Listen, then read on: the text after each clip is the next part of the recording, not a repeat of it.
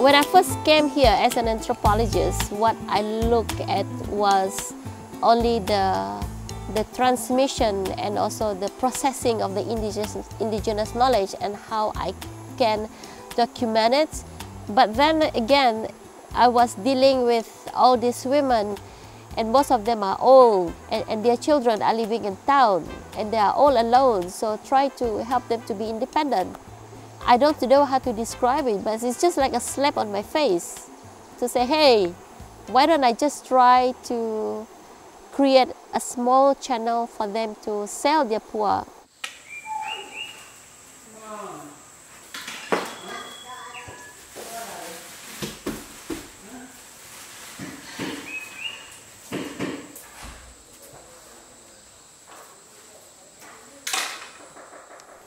The pua kumbu is actually very versatile in the sense that you are not just wearing a piece of textile, but you're wearing a piece of art. Most of the time people hang their art, but they don't wear it. So by wearing a piece of pua kumbu as a shawl, or if you cut it into jackets or skirt or dress, you know, like you are basically carrying the whole traditions of folklores of the Iban people. It can make a very unique and distinctive piece. And that is actually what we would like to sell, the stories and the folklores behind it.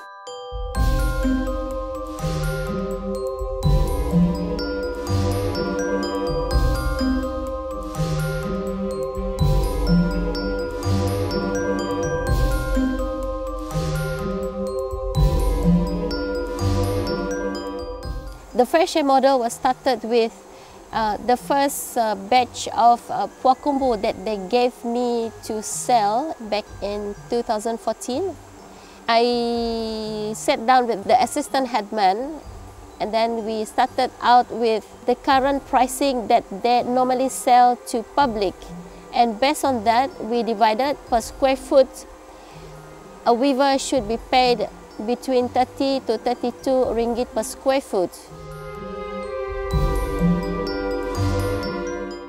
And how we formulated the scale of the design, we sat together with all of the weavers and also some of the weavers from the other longhouse.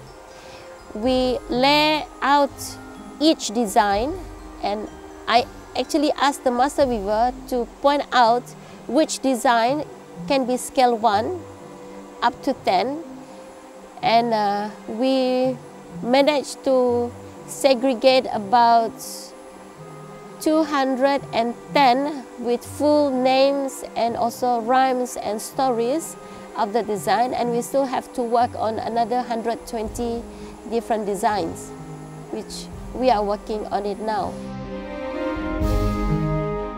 In this project, 100% of the sales of the piece of pua kumbu goes back to the weavers and the community, because after we deduct the price of the yarn, the cost of the raw materials and operational costs, the rest of it 100% goes back to the weavers.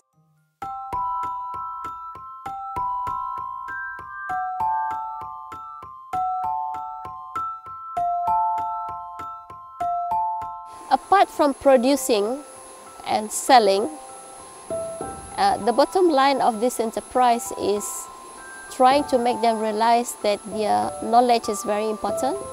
And a lot of this knowledge actually has died with the old weavers. So what we try to do is to document as much as possible what they know, what still exists, but also trying to recall and also try to remember what they have seen and what they have done in the past with their grandmothers, in order to bring back the old designs that they have seen before. And we did it in the second exhibition in 2016. We actually exhibited about 20 different designs that was woven purely based on what they remembered. And it was done successfully because it was a team effort, you know, like all the weavers get together and start to tell stories about their childhood, what they have seen, what they have learned.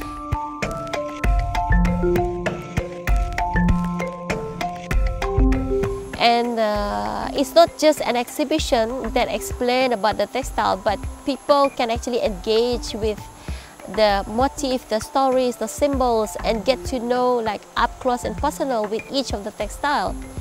And I realized that this is the only platform that you can actually reach out to so many different kind of people with so many different backgrounds, so many different ages. And we were visited by 75 universities all over the world at the end of our exhibition last year. And that actually opens up new opportunities to introduce this knowledge to so many different people all over the world.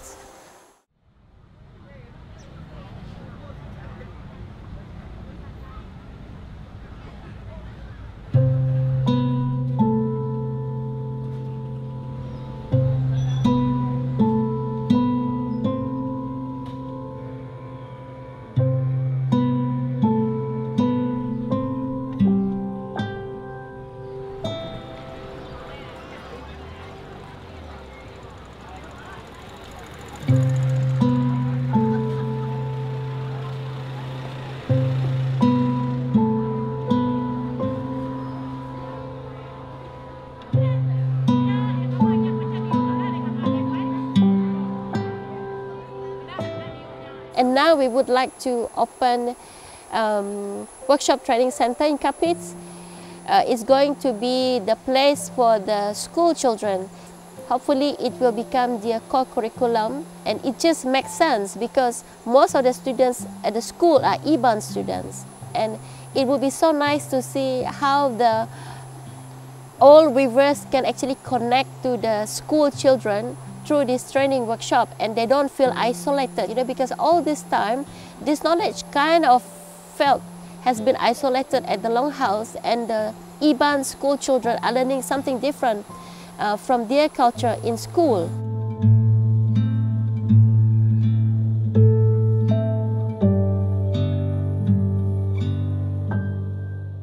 And through that training workshop as well, we actually would like to inform the teachers at the school who works together with the school children and the master weavers how important the source of natural dye, as we would like to keep the old tradition alive only by using natural dye from the forest.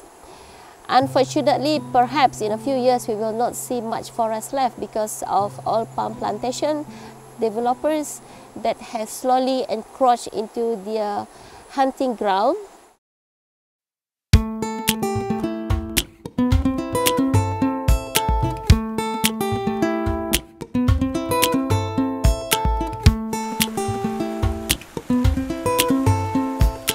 So today we are going to one of the weavers' farmland to try to find Fibraria tinctoria, the yellow dye, because most of the weavers do not have it in their farmland anymore.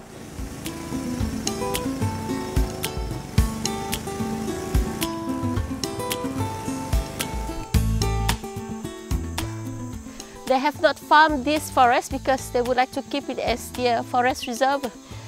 And most of the source of natural dyes is here somewhere. But we will have to find it because it's really scarce.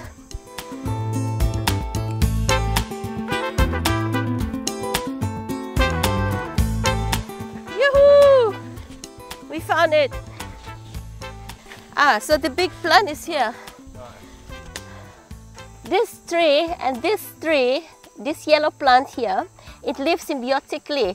So they will have to keep this big tree in order to keep this yellow plant dye to stay intact. And according to Jimmy, he found a few of the small plants of this yellow dye. So I have requested him to plant them in order to have some kind of replacement or backup for this big tree here.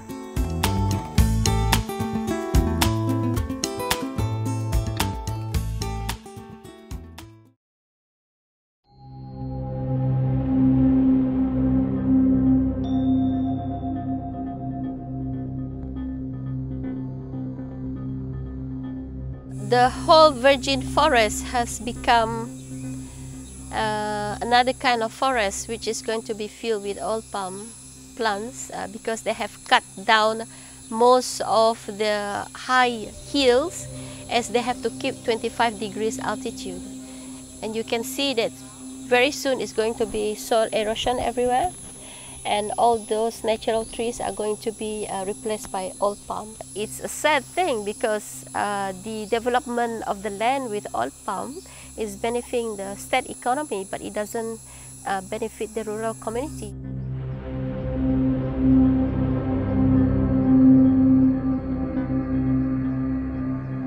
So at the moment, the headman of RHGareh is battling with oil palm plantations, as it has claimed about 5,000 hectares of land, which include the forest farmland, which is not far from the longhouse, and that's where all the natural dye plants are located. And I do not think that the project will be sustainable without this forest farmland. The headman is actually battling with the oil palm developer in court, and he is trying to fight not for the hunting ground but for the forest farmland to be kept as part of their heritage.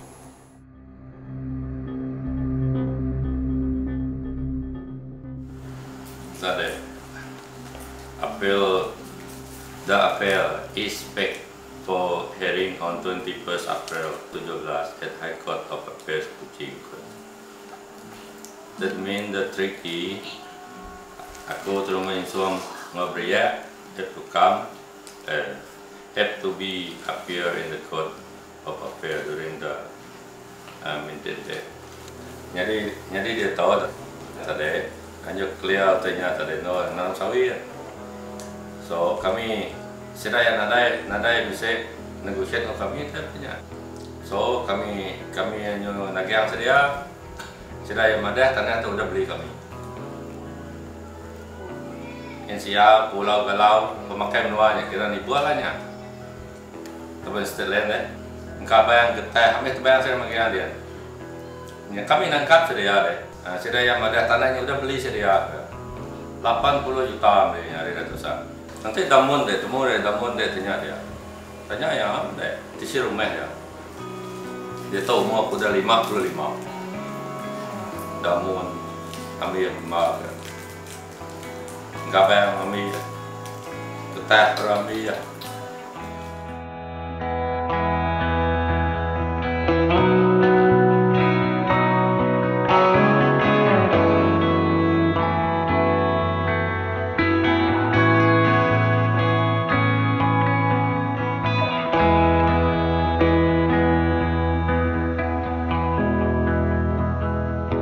I didn't expect that I would get so deep into this project, as it is not my community, and Puakumbu is something I've never thought about of doing, but it's a very valuable knowledge that is not easily acquired. I tried to learn how to weave, and I found it's not easy. And I do think that it's such a pity if we don't try at least to conserve this indigenous knowledge and not to try to do something. So here we are deep in the forest, which we might not see in a few years if it is surrounded by oil palm plantation. And I just wish that everybody can see that. And it's not just about the textile, but it's about where it's coming from, how we source the natural dye. And without all these natural resources, we wouldn't even see all these things in the next 10, 15, 20 years. On the weavers' part, I think the push factor for them to do this now is so that they can feed themselves. I mean, but that's the whole point, you know. But as a researcher, as an anthropologist, I can take a ride on their needs and to expand it in a more positive way, to say, okay, they need money, but by doing this, they're also doing conservation. and I can help apply all my skill and trying to make them see how they can actually solve their problems in order to be better. So that's basically what I'm doing here. I just realized this a few days ago actually.